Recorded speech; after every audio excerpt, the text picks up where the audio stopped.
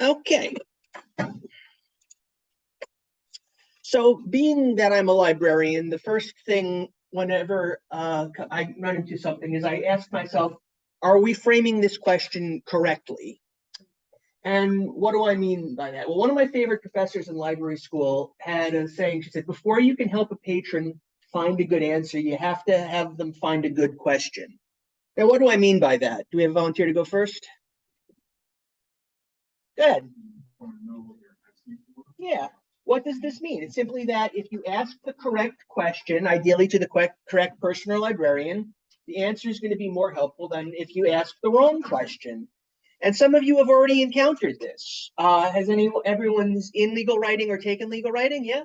So if you put in the right question or the right search terms into your database, you're going to find a better answer than if you put in lesser search terms or wrong search terms. So it's really just common sense. So I start by framing the question. And the question that we started with was, what free study aids are available, say, for subject X, say torts, say contracts? And it's certainly a question, but is that the correct question to get you where you need to go? How many people think yes? How many people think no? Oh, sharp group, good. Oops. So what if we frame the question a little bit differently? Because you could go to Google and you could type in free law school study aid. You're going to get a couple of sample questions, mostly people trying to sell you stuff. But what if we frame the question like this? What if we say, what study X study aids are available, subject X study aids are available to me for free? There's me. So now that's a better question because that gets us into my realm. Welcome to Library Land. So free for me versus free. Can I have a volunteer to read the slide? Yeah, go ahead. We'll start with the first one. I'll cut you off if we need to stop. Go ahead. You can likely find a few sample questions that set up designed for anybody saying, you, however, are not listening. That's right. Keep going. You are also a student at University and a darn good law library. Darn tootin'. Law library has a big of money. Big truck full of money. Lots and lots and lots of money. So much money. I was actually hoping for the air horn sound effect, but I had to go with the cash register because that's what PowerPoint had. So this is all included in the price that you pay. So that's when we say free for me is not free for Joe Schmo on the street. It's free for you who has this backing of the law library and the university. So essentially we pay so you don't have to.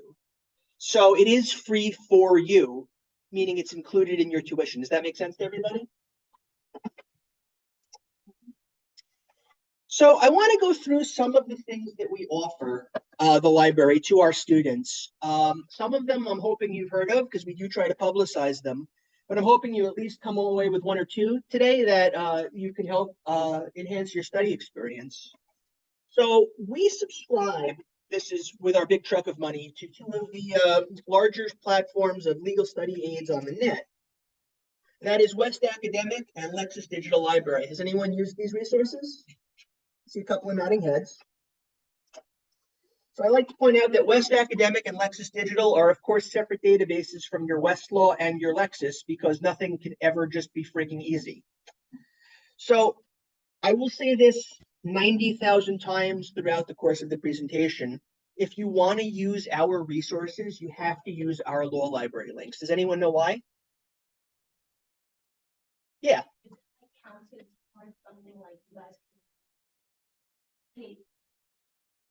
You guys can keep track of who uses it. Well, we do like to keep track of who uses it, but why else? Yeah. We do have an account with them. And if you use our links, you get to use our account. If you go through the open web, they're going to say, hey, here's our cool study aids. Please sign in and please enter your credit card number. And we don't want you to do that because, like I said, we pay so you don't have to. So all the links in this presentation are live and they're the correct links. I'm going to send it to Sabrina at the end so she can share it with you on Twen or however. And you can also find the links on our law library homepage. So when we click on one of the links that goes through our proxy server. Basically, we're tricking West Academic to think that we're on campus. They ask for our Hofstra login. Does everyone know their H number? Yeah, so we type in our H number and our password, the same password we use to check our Hofstra email.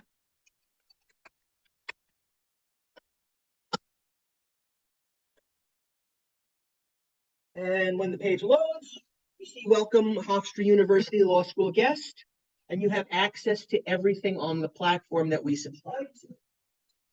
And West Academic, we'll see on my next slide, but since we're here already, has all different kinds of breakdowns to all different kinds of resources that you can use. They break it down into 1L subjects. So this is stuff geared for the 1L classes. You can search by 2 and 3L, upper level, and even bar exam when you get to that point. You can search by series. Does anyone have a favorite series of study aid, or am I the only nerd who has a favorite series of study aids? Yeah, I see some people good. Little support, I appreciate it. So you have West, all of the publishers that go through West. We have the Asing series you might be familiar with, Gilbert's, High Courts. So you can search by series or content type. Now, content type is something that I really like. How many people would describe themselves as an audio learner? You like to listen to lectures, you like to listen to things. Video people who like to see, flashcards and slides, and people who just like to play and read, just read it off the page. Anybody? Yeah, so in the back there, good. So you can break it down by content type. So if you want to hear audio lectures, we've got that. If you want to see a video lecture, we've got that. If you just want some multiple choice questions, we've got that too. And with all of these, you can see these are the popular ones. This is back to your point about how we like to keep track. These are the popular study aids that we have here at Hofstra. I'll pick High Courts over here. And basically, you have the entire book as an ebook here that you can access 24/7 from anywhere, from your home, from the library. Not while you're driving, I hope, but if you happen to be in the passenger seat with your phone and you want to do it that way, more power to you. And we have all of the chapters, and you could jump to anything you want to learn about. Chapter 1, Marbury versus Madison. If you've done con law already, you know why that's chapter 1. And you can also do a Google-style search in the book. So if you're looking for Fourth Amendment, you can type in Fourth Amendment, and you can search the resource that way to jump right to the point that's relevant to you. So that's why we use our link to access West Academic, really any law school resource, and Lexis Digital Library. So West and Lexis, from doing your database stuff, are basically Coke and Pepsi. They're competing for your dollar after you leave law school. And the platforms are competing for our dollars. They want us to subscribe to their platform. So Lexis came up with Lexis Digital Library, and they have a similar thing where they can show their publications and their study resources. You can see here we have questions and answers, which is a Carolina Press title. Now, West and Lexis and Carolina Press kind of have a complicated relationship. If they're on Facebook, it would say it's complicated next to their status. Some things go up and down depending on when the licensing run out. So we have Q&A here for criminal procedure. That's a Carolina title. We have West Lexis titles here. We also have Horn books and form books on Lexis Digital Library. Has anyone used Matthew Bender books, the forms? If you're looking for a form, for example, you can go into our New York library and find a form for, say, division of assets. Really anything you can think of. There's a Matthew Bender form for it. Matthew Bender's the name of the publisher that Lexis owns. So here I have my page for West Academic. It breaks down basically everything we talked about with a fresh link. I try to make as many as possible so you can't possibly miss them to get to the database. And like I said, I'm going to give this out, this PowerPoint, so you can have a breakdown of what all of the sources do and can link to it. And we have our Lexis Digital Library with the same idea here. Now, Lexis Digital Library also has a mobile app. Does anyone use apps on their phone or tablet to study? You see, this is something I like. I just got myself a new Amazon tablet, and I thought I would never use it, but I can't put the thing down now. So if you like to work on your mobile device, you can sign up using that activation code in their Hofstra, and you can get the entire platform on your mobile device. And you can download pieces of it to read offline. If anyone take the train to here? Yeah, we usually get a lot of commuters. We actually have Errol, one of our reference librarians, commutes every day. So you can download the materials on your commute. If, again, not if you're driving, please don't do that. But, if you're in the passenger seat or if you are hanging out, at your friend's house and you want to take a look, it's right there for you. Cali. Now, Cali's a big one. Has anyone used, well, first of all, has anyone heard of Cali? Yes. Okay. Has anyone used Cali? A couple, okay, less yeses, but yes, good. So Cali is the computer-assisted legal instruction. And we give out a card when you are a 1L with our school code on it that lets you create an account. How many people have their own Cali accounts? Okay, I see some. That's good. That's more than I expected, actually, because we usually only get people scrambling for a Cali account when their professor assigns something on Cali. They can assign it either directly on Cali or through their Twen page. There's Cali integration on Twen. Has anyone's professors actually assigned something using Cali? So this is good. That means that you've got initiative. You've done this yourself. You found one of our good resources. So if you haven't already, we do have materials up here, Cali code and what's on Cali. We beg you to please take them because we're up to our eyeballs in Cali codes. We could literally fill an Olympic-sized swimming pool with these things. Probably get a lot of paper cuts if you tried to swim in it, but very, very helpful if you haven't made an account already. So for those of you who's Cali, what are some things that are on Cali that you've liked? Yeah. Lessons, yeah. So these are lessons made by professors that you could go through basically and interact with. Anyone use their textbooks on Cali? So Cali publishes free textbooks. I just actually downloaded a 400-page textbook on legal and bioethics from 2021, completely free, because I have a Cali account. And you can download that as a PDF, and again, read that wherever you're comfortable.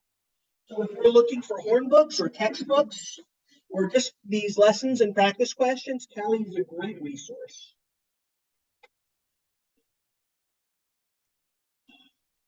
Past exam archive. Now, this is one of the most common questions that we get as librarians. Does anyone use the past exam archive? Oh, so enthusiastic, yes. Okay, enthusiastic, yes. So we make available via the Hofstra portal past exams submitted by some of our Hofstra professors. We sort them by professor, not by class. So if you are looking for Professor Friedman's con law exams, you go to Friedman and you have all of the classes he teaches, con law, etc. We have detailed instructions on the the law library homepage, rather. You can just simply do a Control F from our homepage, or if you have this handy dandy PowerPoint, you can click on our resources and jump right to the Hofstra portal there once you've read the directions. So how many people have been in the unfortunate situation of wanting to see something from their professor, but not seeing something in the past exam archives? A couple people. Okay.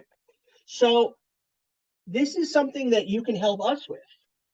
If you want to see more content like this, you can go to your professor and say, Professor, I was looking at the past exam archive, and I noticed there wasn't anything there for your class. Would you consider submitting a past exam? And if they're worried about, it being tough or being tricky or whatever, you say it's not, because all you have to do is send it to your librarian, and your librarian will post it onto the past exam archive. And it's behind a password, so it's secure. Only Hofstra people can get it. So would you please consider doing this to help your students? And of course, when I say librarians will post it, I mean Lisa will post it. But yeah, if you feel that you want more content like that, the professors are not locked in. They could put it up and then have us take it down whenever they want. So it might be something you want to talk to them about. Anyone feeling a rush of confidence to go run to their professor and ask? A couple people. Okay, that's good. Do it. So I want to take a step back in time and say, and talk about our print resources, because we focused pretty much on our digital archives and our digital resources. There are books in the library. Well, yeah, kind of lots of them actually, in fact. Some study aids are not available online, either because they're not published by West or Lexis. Anyone use Wolters Kluwer study aids or Aspen? You know, it's the same kind of company. Yeah, okay, that's good. That examples and explanations is a good example for my explanation. Well done. So we have these in print because they're not on the platforms. And you can always search our online catalog. We have a newish catalog. It's about a year old now, what? About a year and a half? Yeah. And you can search by subject or by keyword to find materials. Now, most of our newer materials are going to be what we call on reserve. Does anyone use the reserve materials here? Okay. So the library is split into certain different areas, and the reserve materials are kept behind the circulation desk. So when you walk into the library, on your right, you'll see where we sit, the reference librarians, at the reference desk, and that main desk in front is the circulation desk. So if you go to them with the title, they can get it from the back shelf and give it to you. Now, why do we do it this way for the newer materials? So it's available, yeah. We want to make sure that the newest materials are available to the most amount of people. So we limit it to a 3-hour checkout time for when it's on reserve. So you can use that usually in the library, because going home and back in 3 hours is not generally a good idea, to get what you need, and then it goes on to the next person. And since it's on reserve, I won't say guaranteed, but you're likely to get it, if not when you walk up within the next set of hours. Make sense? I also want to talk about old, and I say old in quotes, you'll see why, older print resources. So I said we have most of the newer stuff on reserve, but do you think that means that we toss out the older versions? No, because every librarian you've ever met is at least 1/4 pack rat. We don't like throwing anything out if we can help it. We like having the most comprehensive archive, even if it's something that we don't think anyone might ever use again. We still don't want to throw it out because what if? And, you know, time and again, we're proven right, because that random what if somebody needs that first edition textbook from 1954 to cite to something. Yeah, we've got that because, again, 1/4 pack rat. So when I say old or outdated, is 2021 old and outdated? Well, technically, yeah, because there's a new edition. It's on reserve. Technically, yeah. But we're talking practically, okay? So we're talking, is this going to be something so old or so remote that we can't use this anymore? And the answer is usually not, because usually there aren't seismic shifts in law every year. I say this, of course, the year that Roe was overturned. Seismic shift, big deal. So watch your con law stuff. But for the most part, I mean, Roe was the law for 40 years, you know, and the law of negligence has been how many centuries? So, okay, yeah, the 2021 version, we moved back to the main collection. It's not behind the desk anymore, but it's still there. And you go to the desk, you say, I want the 2022. They say, someone's got to check out for the next 3 hours. All right, I'm going to go get the 2021 version, and I can check this out for longer periods. I can take this home with me. I can, you know, I can take this, you know, up to class with me and not worry about, you know, having to come back. So I just want to put in that word there for the older, and I say older in very, very sarcastic quotes, because it's 2021, for God's sakes, resources. Does that make sense to everybody? One person's trash. So part of librarian jargon is something called weeding. This is, as I said, very painful for librarians because we do not like to throw stuff out. But like when you're dealing with gardening, you cut the weeds and you trim the plants back to make them healthier. So we want to keep a healthy and relevant collection. So periodically we do something called weeding. We get rid of older stuff or stuff that's no longer valid, and we dispose of it or get rid of it for one reason or another. And if it's still something we think somebody can use, even though we're getting rid of it, we put it on one of the secret free bookshelves. Where are the secret free bookshelves? Well, that's a secret. You have to go ask in circulation, because frankly, I don't even know. But we do have these secret shelves, and people say, oh, well, it's probably all garbage. It's probably that horn book from 1954 that no one's ever going to look at again. And it's not. Because there are different ways that we get materials. For example, we buy 3, say, copies of a horn book from 2021, right? And we put those 3 copies on reserve because we know that people are going to want to use them and it's going to be a frequently used resource. All of a sudden, the 2022 comes out. We buy 3 copies of the 2022. That goes on reserve. We bump out the 2021. Do we want to keep 3 copies of the 2021? Probably not. Where space is a concern, it's not going to be something that people use as frequently. So we'll keep 1 of them, and 2 of them might end up on that cart. We actually had last summer, spring, I guess, May, we had facilities drop by with a bag full of books because apparently people leave their textbooks when they graduate. Okay, so here's a $200 family law textbook, that's, sitting here. We don't have it in our collection. Maybe we'll put this on the free book cart. And so, or, same thing with study aids. Okay, Gilbert's came out with 2022. Here's the 2021. It's sitting there. No one, it's going to get thrown out. Why wouldn't I pick this up for free? And this also goes, going off my slide here a little bit, for things for your friends. So when you're taking a class, that horn book, that outline book, is one of your most precious possessions. You're never without that. You sleep with it at night under your pillow because that's what's getting you through torts, right? But as soon as you are done with your torts final, something magic happens. And the utility of that torts horn book goes from way, way up here to way, way down here.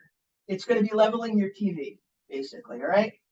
So you all have friends. You're all part of BLSA. You're all part of other organizations who are a year ahead of you, and you're hanging out, at their place, because you have all the free time in the world to hang out, I know. And sitting on their shelf is their torch horn book. And you say, hey, that's a $50 torch horn book. These things are expensive. How many people have checked the bookstore to see how much these things cost? Yeah, okay, see?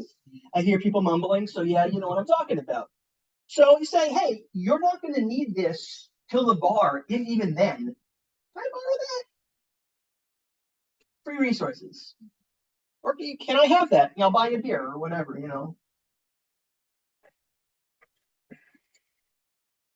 Outline banks. So how many people have taken advantage of an outline bank on one of their club's twin pages, for example? So BLSA, I checked, has a really good, solid outline bank. And many of the other clubs that you're going to be in also have these. So what is an outline bank for the people who don't know? Past members will give their outlines to future members for reference. Yeah, because they want their future members to be successful. They want to help out their community. Sometimes you have really a lot of pride in an outline you make. Has anyone made that outline yet that they just feel dynamite about? Yeah, I see some nods. Okay, yeah. My contracts outline first year was the contracts outline. It was the best freaking contracts outline you or anyone else will ever see, and I stand by that. I still have it handwritten sitting in my office somewhere. Okay, so I was incredibly proud of that. And I was on law review, and people are like, oh man, contracts is kicking my butt. And I said, well, do I have the best outline that you have ever seen? I do, and now you do too. So it's good, it's one hand washes the other, because then my friend Catherine had the con law outline, like the con law outline to upend every other single con law outline. And she was so proud of that. And she said, you know what? Now you have it too. It's good it's good karma, basically, because the truth of the matter, and again, we'll go off the slides for a minute, is that in the legal world, the most important thing you have is your reputation. Okay, if you've got a terrible reputation, if you're a jerk to a lot of people, that karma is going to come back to you. Oh, you want an extension? Well, didn't you deny me those free extensions that I asked for?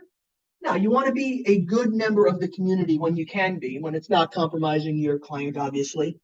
So this is a good way to get started with that. Does that make sense to everybody?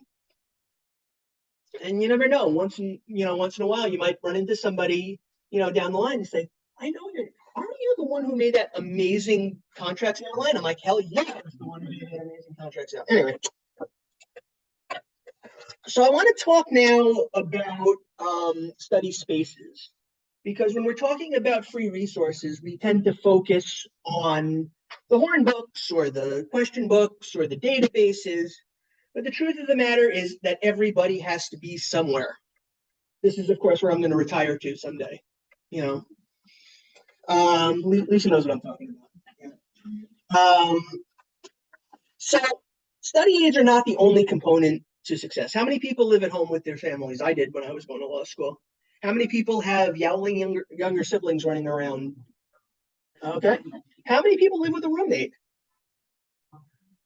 Yeah. How many people's roommates are also law students? Not everybody, right? So there is something that I'm sure you've all experienced with people who are not currently or have never been in law school, where they don't understand what it's like to be in law school. I joke about my friend Alex when I was in law school. Said, "You want to hang out this weekend?" I said, "No, I got my torts final coming up in 2 weeks." He's like, "That's in 2 weeks. So I'm talking about this weekend." I said, "My friend, you don't understand." And is it because Alex is dumb? Well, he is, but that's a whole separate other subject. No, it's because he just doesn't have that. He doesn't have that connection that you all have now that you've been here and you've done this. So sometimes you just need a place to go. You know, even if your roommate's not driving you nuts, even if you don't have younger siblings, even if your parents aren't telling you to take the garbage out, you just need a place that's quiet to study. And we have in the library, we have quiet conversation areas. So if you want to do some work with some groups and talk about do flashcards or whiteboards, something like that. And we have silent study areas, which are silent. And I say that in sarcastic quotes, because one of the main things we get are noise complaints. Mhm. Now, how many people think sometimes the library can get a little too noisy? Okay. How many people feel comfortable walking up to the person making too much noise and say, "Hey, can you keep it down a little?" A couple people, right? But but you don't. The point is, there's no pressure, and you don't really have to be, because if you're not comfortable doing it, you can shoot a message to the reference desk, and we're happy to come. You know, it's the stereotypical librarian. I should wear a bun, you know, in my head. But you were happy to say, "Guys, can you, you know," I like to say, "I'm here to put the quiet back in quiet conversation. I'm here to put the silent back in silent study." And 99.999% of the time, they're going to say, "Oh, sorry, no problem," and problem solved. The only thing that I want to ask here is that if you're going to message us, just please be specific as to where the problem is, because I'll get an anonymous message through the chat. I'll say someone's playing music in the silent study area. It's like, okay, well, there's like 16 silent study areas, or there's noise in the basement. Okay, we've got 3 basements, and at that point, yeah, I'm going to check all 3 basements. But by the time I'm there, it's not going to be an issue anymore. So just be specific is all I ask. Does that make sense to everybody? So there are, I'm pleased to say, many, many ways to contact the library. 9 to 5, we have the reference desk right there. You can email the reference desk. You can chat. When the reference desk is open, you can go to the whole library webpage and the little box pops up that says, "Hey, would you like help from a reference librarian?" You can even call us. I know no one uses, the phones for calling anymore. So, but if you feel the need, you're welcome to call us. But we're always happy to hear from you, no matter whether it's smoke signals or carrier pigeons or phone calls or chats or whatever you want to do. There's always a way to get in touch with our librarian 9 to 5, Monday through Friday. Make sense? Okay. Study rooms. How many people have used our new study room system? I see some hands. Good. So you can book your own study room online. You don't need a librarian for this. And this link that I have in the PowerPoint will take you there. It's also on the Law Library homepage. And I'll just open it up here. So for those of you who haven't seen the new system, and basically you just click on the spot that you want to book, and you can book for up to 3 hours a day in a study room. Yes, please. So with the study room, is it possible if we're booking the study rooms and consecutively for 3 hours, that we don't have to sign in? Because I know during the final, you're not gonna wanna have to just stop and like click the code and sign in with that 3-digit number. Yeah. You know So. what I mean? 'Cause it's very- So those of you who don't know what she's talking about, this year we've instituted a new program where there's a QR code in every study room. And when you get there, you are supposed to scan the code, and that confirms your booking. I can definitely take that to the powers that be and see if there's something they can do about that. But that makes sense because as you'll see on my slide here, that's my next point is that when you arrive, you have to scan that code within 15 minutes. Otherwise, the booking is undone and someone else can book it. But I will definitely take that. That's great. Yeah. Like for that. Mhm. Yeah, that's absolutely good feedback, and I really appreciate it. I'll take that to the powers that be on that one. I also want to point out that each study room has an info area. They tell you what resources are available, how many people it can hold. So if you're working with a study group, remember each person can book for 3 hours. So if you need it for longer than that, one person books, the next person books. You can work together that way. If that makes sense.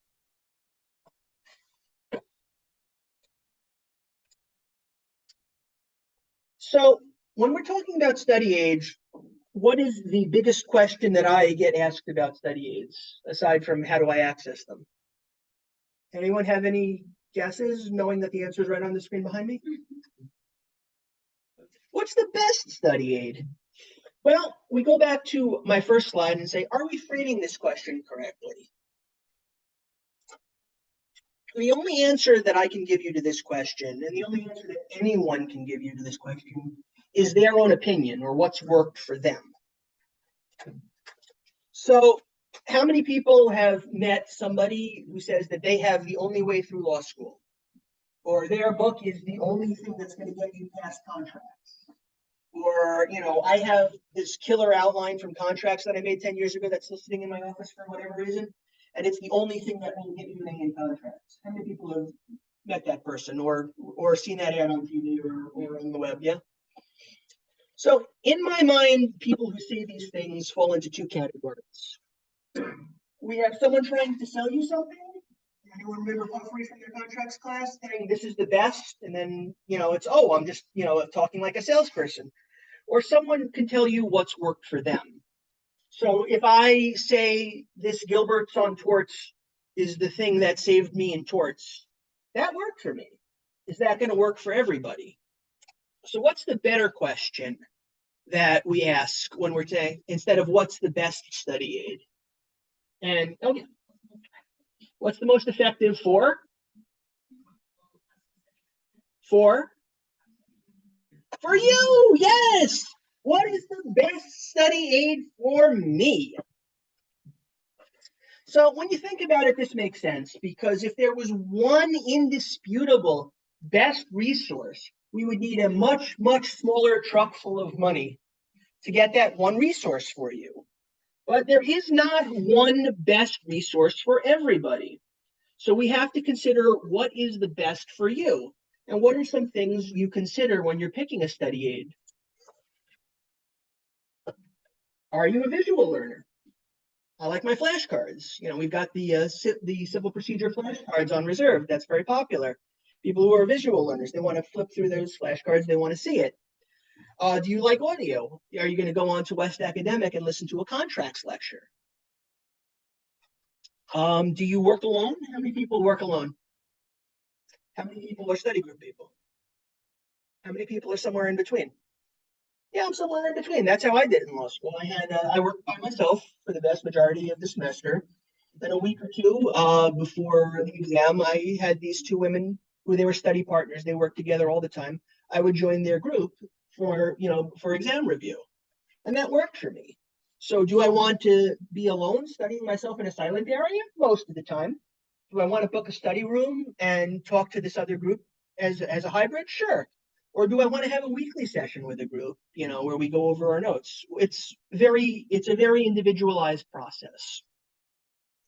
And you can even break it down by how detailed you want. Do I want a horn book that's going to tell me, step by step, this is how the law is, this is the black letter law? Or do I just want a big old mess of sample questions? I'm comfortable with the law. I get that. It's in my brain. But what to do now? Where can I go to practice? Where can I get 15,000 multiple choice questions? Where can I, see what a torts essay might look like? So you might want to go to West Academic or to Let's Digital Library and sort by, multiple choice questions. You might want to go to a past exam from the past exam archives and see what a professor's given you as an essay question. What are other things that people consider? Just throw it out there, no pressure. These are the ones that came to mind for me. Does anyone like something about their study aid that they found that works for them, that makes it easy?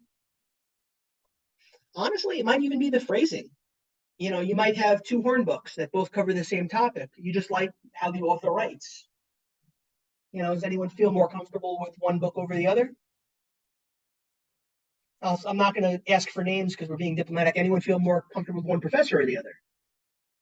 Okay. So what are things you consider? Well, I like the way they lecture, or they give me everything I need, or I don't have to, figure this out for myself. So all of these things are questions you ask yourself when you're determining what works for you. And that's why I say the important question with study aids is, what is the best study aid for me? Make sense? Now, some of you are, of course, not sure what's best for you. Do we have anyone else here? Anyone else? Do we have any upper level people who aren't thrilled with studying the way they've tried it so far? A couple of people, yeah. So it's not a crime and it's not unusual to not know what the best fit for you is. So as I said, many of you are 1Ls, you haven't been doing this long, even upper level students, I passed my exams last semester, but it was a real slog. I didn't enjoy it. Well, I guess how much can you enjoy it even with a good study aid? But, it could have been something better. It could have been something more enjoyable. One of the major resources of these resources being, I say in quotes, free because of course, the big truck of money, is that you can try all of them and see what works for you. Okay? Again, I know you don't have a lot of free time, but sometimes you're going to hear about something. You're going to hear somebody say, oh, that Gilbert Schwartz book, that really saved me. Or, oh, High Courts on Evidence was the best for me. And you're thinking about it and you'd be like, well, first of all, I definitely don't want to pay $40 to test this book out, or $60 or whatever the frack it costs now. But I also want to take a look at it and see if it's going to work for me. So you can go to the reserve shelf, you ask the person at circulation, say, hey, can I see the High Courts on Evidence? And you got 3 hours to check it out and see if this is something you might want to work with. And if you don't want to buy it, even at that point, you can use our copy for free. So this is why I go green eggs and ham on this slide. Is try it, you might like it, is the short answer. Make sense? So now I get to do this thing where I get to talk about how awesome we are again, which I always enjoy. And that is to point you to our LibGuides. I have colleagues who call them LibGuides, and they're wrong. So if you hear LibGuide, it's the same thing. But LibGuides are guides online created by librarians. And they have LibGuides from just about any school you can think of will have a LibGuide on something, something that librarians are passionate about, or something that they make specifically for their students. And we're no exception. So we have these guides because we know that not every one of you is on a 9 to 5 life. There are going to be times where it's 3 a.m. and you've got a question about torts resources. And I love you all to death, but I'm not picking up my phone at 3 a.m. It's just how it is. I've graduated law school. I'm out of practice. I sleep 8 hours a night and it's glorious. And I hope that you will have that same privilege someday. But we like to help people because we're librarians, we're helper personalities. And that's one of the reasons we publish and update these LibGuides. So wherever you are, as long as you have an internet connection, you can go online to our law library webpage, and you can click on the link on the main page for LibGuides. And this, or if you have this slide, and you can see a list of all the guides that we publish. And I also want to point out a couple specifically. We have recommended treatises. So if you're looking, we have it sorted by subject. So if you're looking for a suggestion for a book, you can see what the library suggests. I'll click on C because civil procedure, common law, everything starts with C. You can see these are books that the librarians recommend and where to find them in the library. Law library's print copy is updated if you want the print. It's also available on Lexis, or Westlaw rather. So that way you can update yourself as to what resources that are available and what librarians are recommending for your use. We also have, Errol wanted me to point out his racial justice and related resources links.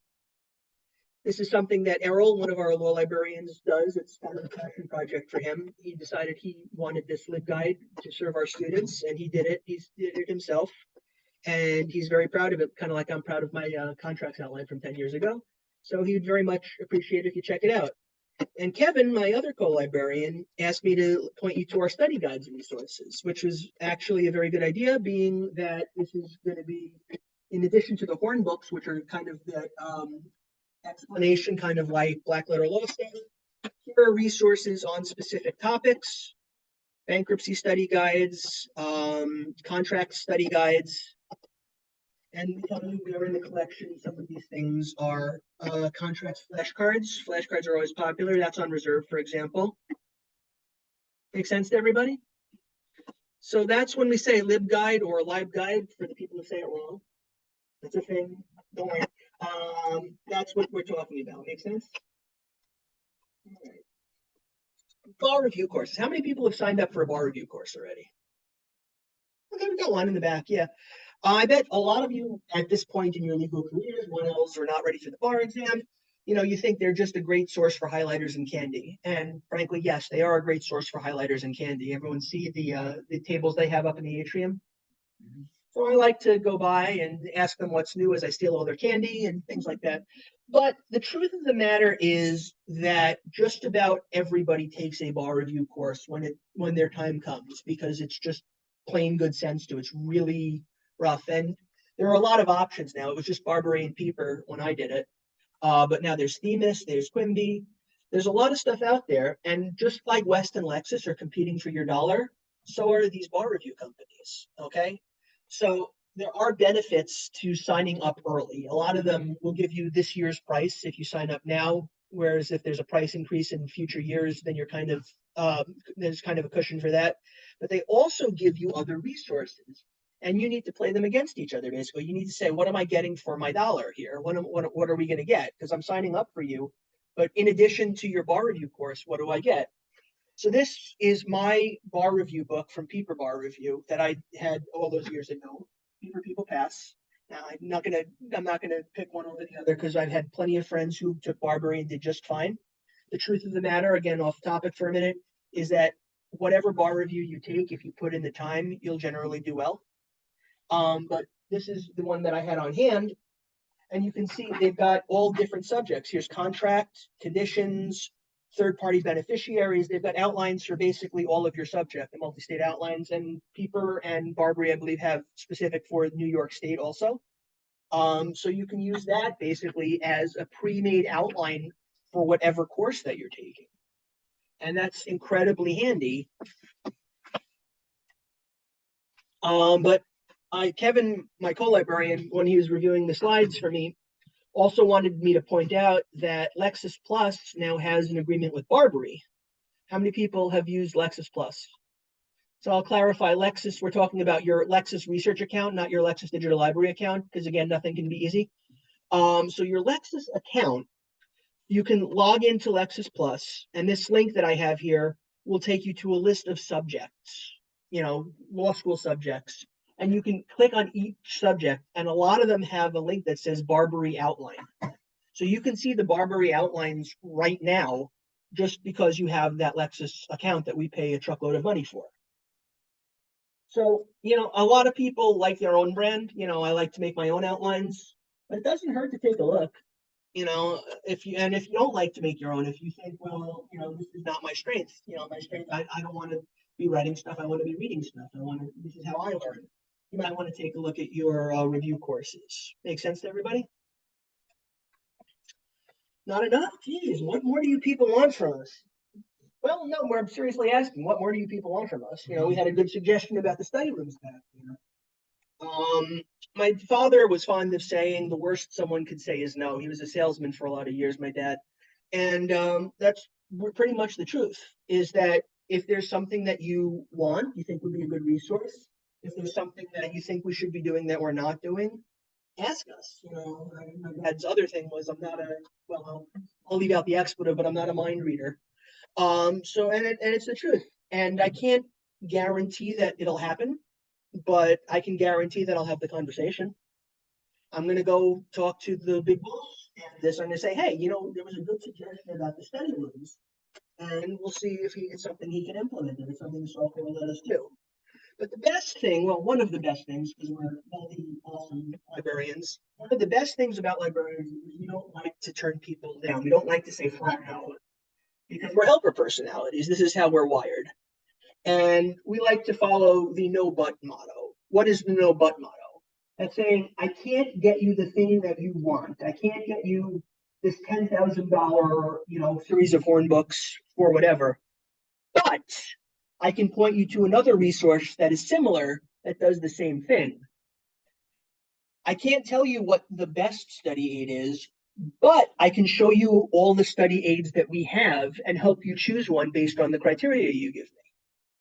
So Lisa's going to talk a little bit more about this in a couple minutes about what we can do for you. The thing I just want to make clear here is that if you don't ask, then nothing's going to get done.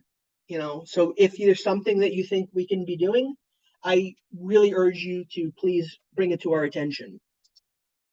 This goes back, of course, to what your question was. How do we contact the library? How do we bring it to your attention? And as I said, there are many ways. We have the reference desk, which is Monday through Friday, 9 to 5. You can call us. You can email us. You can use the chat feature on the website. Basically, has anyone seen that on the library website, that little box that pops up on the side? Yeah, you can send us a chat direct to the librarian sitting at the reference desk. You could walk up to the reference desk, or you could knock on our office doors. We have office hours too. My office is 100G in the library. If you're in the library, there's that single-use bathroom, and then there's my office. Everyone nodding knows what I'm talking about. Basically, what I tell people is if you walk in and there's a toilet, that's the wrong one. So you're going to want to come into my office if you've got a question, comment, thing you want to talk about. And like I said, I can't make you a promise, but I'll definitely take it to the powers that be and see if we can help you out, get what you need. At that rate, I want to say questions, comments, things you want to talk about, and I'll get Lisa to come in to join me on this. We'll turn on the lights because it's a little silly to sit here in the dark for this portion. Yeah, so I'm going to send this to Sabrina so she can post it on the 20. So questions, comments, things you want to talk about. This is a great opportunity. Like I said, we're not exactly hard to contact, but here we are right now. You've got two of the most powerful librarians in the building. Well, Lisa's actually, but I'm not, but what do people